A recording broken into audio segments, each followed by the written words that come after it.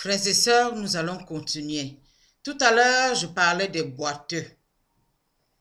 Alors le Seigneur me dit, il faut aller vers les boiteux. Ceux qui, peut-être avant, ils ont eu la possibilité de s'épanouir, comme j'ai dit. Et le moment venu, ils ont tout perdu. Donc, quelque part, ils n'ont pas encore toutes les facultés pour redémarrer. Quand je vais prêcher la parole vers ces personnes-là, je crois qu'il y a une toute petite place parce que quand tu tombes à terre comme ça et que tu ne sais plus quoi faire, tu vois une main secourante qui vient vers toi, tu acceptes. Et ces personnes-là écoutent. Le Seigneur dit qu'il faut aller vers ces personnes-là. Il y a encore des pauvres. Je ne dis pas seulement les pauvres matériellement. Il y a les pauvres aussi qui sont vraiment dans leur misère, mais ils sont pauvres. Il y a aussi les pauvres qui sont tellement riches, mais ils sont pauvres. Ici, je parle les pauvres de l'esprit, les pauvres de leur homme intérieur, ceux qui ne sont vraiment pas enrichis dans la vie spirituelle. C'est vraiment qu'il y a quelque chose qui manque en eux parce que quand ils regardent un peu la vision de la vie, ils voient ça comme les hommes voient. Mais il y a des moments où, moi je dis très souvent, un jour le Seigneur me disait, j'ai créé l'homme à mon image et à ma ressemblance. J'ai mis seulement le corps charnel pour véhiculer ce que j'ai mis dans l'homme, la vie. Mais en réalité, Dieu est esprit. Donc, si nous sommes créés à l'image de Dieu, cela veut dire que l'esprit que Dieu a mis en nous, c'est ça qui est le plus important. Et il y a des gens qui sont très très pauvres dans ce domaine-là. Ils peuvent tout avoir dans la vie. Ils peuvent avoir même facilement la prospérité. Ils peuvent avoir tout ce qu'ils veulent, mais ils sont pauvres d'esprit.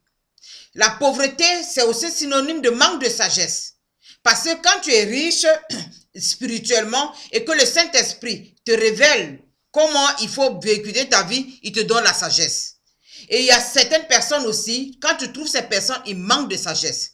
Alors ce qui fait souvent, ils prennent des décisions dans leur vie qui après, ça va les créer des problèmes parce qu'il n'y a pas la sagesse en eux. Alors ces personnes-là sont vraiment pauvres. Il y a des personnes aussi, dans leur vie de tous les jours, ils sont pauvres. Parce qu'au fond d'eux, ils n'arrivent pas à remonter la pente. Souvent, quand ils sont blessés vraiment dans la vie et qu'ils voient que cette personne a dû peut-être lui faire du mal, si tu n'as pas cette capacité spirituelle de remonter la pente en disant cette personne m'a fait du mal, mais je voudrais pardonner pour avancer, alors tu restes dans cette bassesse. Et quand tu restes dans cette bassesse, tu es pauvre. Tu es véritablement pauvre parce que en réalité, rien de ce que l'on peut faire peut encore te plaire. Tu es là figé. Tu es là enfermé et tu te dis, on m'a blessé, je vais blesser. Tu n'as pas la possibilité de pardonner facilement. Ça t'amène maintenant à être irrité, à être séparé des autres. Ça t'amène à envier les autres. Ça t'amène maintenant à tourmenter les gens. Dès que tu vois quelqu'un qui est dans la paix, dès que tu vois quelqu'un dans la prospérité, dès que tu vois quelqu'un jouir, même s'il n'a rien du tout, que cette personne est dans la joie, ça t'irrite. Et il y a les pauvres. Il y a vraiment les pauvres de cœur. Mais seulement le Seigneur demande que si on veut s'enrichir, il faut qu'on s'imprègne dans sa parole. Car la Bible nous dit que la parole que Dieu nous donne est vraiment une nourriture. Une nourriture qui alimente notre âme. Une nourriture qui fortifie notre âme. Alors c'est en ce temps-là que nous les hommes de Dieu que le Seigneur a choisi pour aller parler de lui, on rentre maintenant en jeu parce qu'il faut qu'on aille nourrir ces personnes-là. Afin que cette pauvreté, cette médiocrité spirituelle qu'ils ont, qui n'arrivent pas à voir plus loin, ça peut les aider maintenant à se relever. Alors le Seigneur me dit, il faut leur prêcher la parole de l'espérance. Parce qu'avec l'espérance, ils vont comprendre qu'ils sont vraiment dans une position, ils ont envie d'être alimentés, ils ont envie d'avoir la force. Mais la force vient d'où? La force vient d'en haut. Hein. C'est Dieu qui nous donne une véritable force. Alors maintenant, quand on quitte là, on va maintenant vers les aveugles. Les aveugles spirituels, il y en a dans nos sociétés. Beaucoup. Les gens marchent, ils ont des yeux, ils voient la lumière du jour, ils voient tout ce qui se passe, mais en réalité, ils sont aveugles. Il y a beaucoup de personnes, comme souvent j'ai prêché sur les personnes qui ont de l'influence sur vous. Quand vous êtes aveugle, c'est d'autres personnes qui vous guident.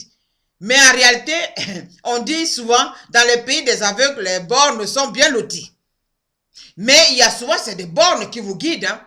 Ce n'est vraiment pas des gens qui ont une vraie clairvision de la vie. Il vous dit, il faut passer par ci, il faut passer par là. Et par fini, quand vous arrivez dans un obstacle qui ne savent plus quoi faire, ils vous abandonnent.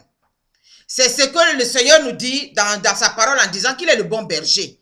Que lui ne fuit pas devant l'ennemi.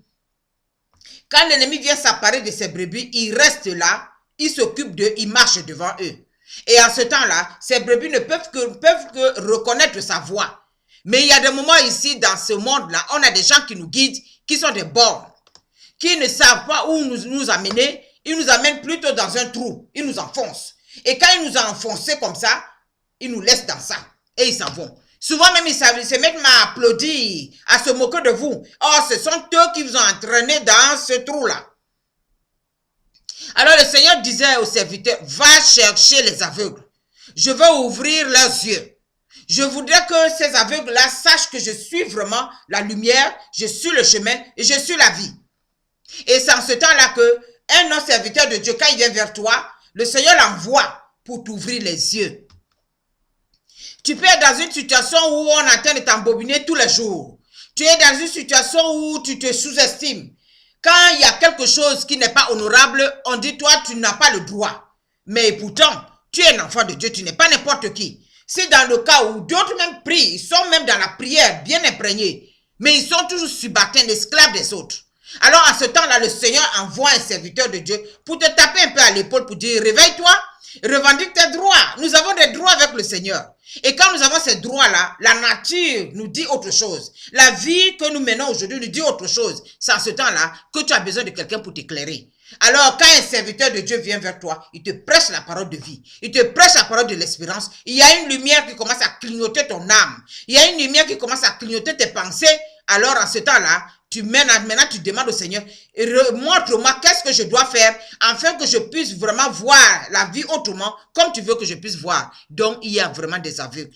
Il y a des gens qui ont la cécité spirituelle. Ça veut dire qu'ils voient un tout petit peu, mais ce n'est vraiment pas une vraie lumière. Ils voient peut-être des images de la vie, mais ils ne voient pas vraiment la réalité de la vie. Alors, le Seigneur envoie aussi des hommes de Dieu pour essayer de faire tomber les écailles de leurs yeux. Souvent, cette cécité spirituelle est l'orgueil même de la personne.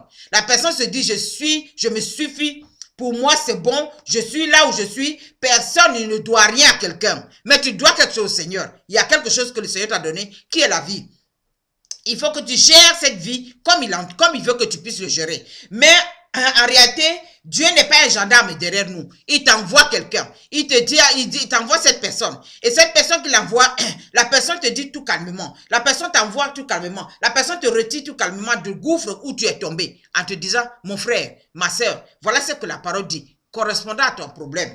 Mon frère, ma soeur, voilà ce que la parole dit, correspondant à ce que tu vis. Mon frère, ma soeur, voilà ce que la parole dit, correspondant. Quand tu acceptes cette parole-là, la lumière commence à t'éclairer. Alors tu t'assois maintenant, tu dis, mais je ne voyais pas les choses ainsi. Je peux vous donner des témoignages par rapport à ça, et beaucoup. Parce que j'ai rencontré des gens qui croyaient qu'en faisant ce qu'ils sont en train de faire, c'est bon. Mais quand le Saint-Esprit nous a révélé, il nous a donné une parole pour pouvoir guider, la personne après revient me dire, mais ma soeur, la dernière fois quand tu m'as prêché cette parole-là, je suis partie chez moi à la maison, je commençais à réfléchir. Et alors je me suis dit, le chemin que j'ai pris là, ce n'est pas un bon chemin. Il faut que maintenant je change, même dans le domaine des affaires. Tu peux avoir des gens, on dit ici, il y a des conseillers, même des conseillers financiers, je ne sous-estime pas leur talent, mais il y a des moments où ils te conseillent mal. On a vu ici, aujourd'hui, il y a la crise là. Les gens ont placé leur argent, qui n'ont rien donné. Par fini, même d'autres ont escroqué leur argent, parce que tout simplement, tu n'as pas eu quelqu'un qui a pu bien te conseiller. Dans la Bible, il y a tout. Le Seigneur a tout mis. Et il a enseigné des personnes pour aller vous enseigner cela. En ce temps-là, quand tu es devant une situation que tu ne comprends pas le bout du tunnel, il faut que tu demandes l'aide du Saint-Esprit. Quand le Saint-Esprit, il amène quelqu'un pour pouvoir t'enseigner comment tu dois marcher, en ce temps-là, il faut écouter cette personne-là. Et quand tu as écouté cette personne-là, en tout cas, moi, dans mon humble avis, ce que j'ai vu comme expérience, le Saint-Esprit t'amène jusqu'à l'aboutissement de ton projet et par finir, c'est toi qui as la victoire. Donc, il y a les aveugles spirituels. C'est dans ça là que je m'attardais pour pouvoir mieux parler. Parce que c'est dans ça que les enfants de Dieu même, qui prient, qui vont à l'église, qui ont peut-être une communion avec le Seigneur, mais ils n'arrivent pas à écouter, à discerner ce que le Seigneur leur dit, alors ils tombent dans la cécité spirituelle. Ils tombent dans le gouffre des êtres humains, alors les êtres humains commencent à les guider comme des moutons. Il va falloir faire le discernement. Le discernement vient du Saint-Esprit. C'est lui qui vous